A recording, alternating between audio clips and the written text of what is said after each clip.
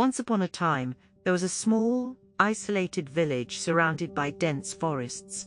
In this village, there was a rumor about a cursed doll that had been passed down for generations. The doll was said to have belonged to a woman who had died under mysterious circumstances, and it was believed that the doll was possessed by her vengeful spirit. One day, a young couple moved into the village and rented a small house near the forest.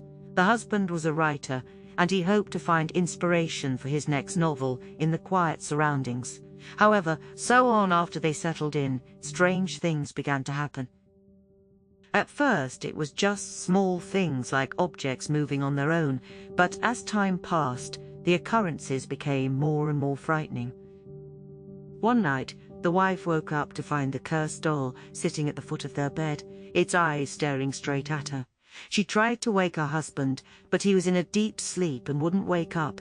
The doll then started to move on its own, crawling up the bed towards her.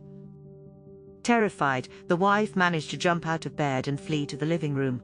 There, she found her husband sitting on the couch, staring blankly at the wall. When she tried to talk to him, he didn't respond, and his eyes seemed to be glazed over. Suddenly, the wife heard a voice coming from the cursed doll. It was the voice of the woman who had owned the doll before, and she was saying that she wanted revenge on the village for her death. The wife realized that the doll had possessed her husband's body and was using him as a vessel to carry out its revenge. The wife knew that she had to do something to stop the doll before it was too late. She remembered a ritual that the villagers used to perform to exorcise evil spirits, and she decided to try it. She gathered all the materials she needed and started the ritual, reciting the incantations and burning herbs.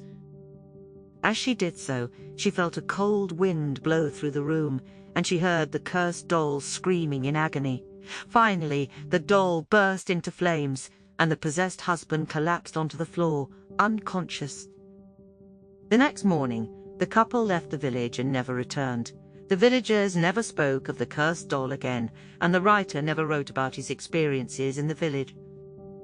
But sometimes, late at night, when the wind blew through the trees, the villagers swore they could still hear the voice of the vengeful woman calling out for her revenge.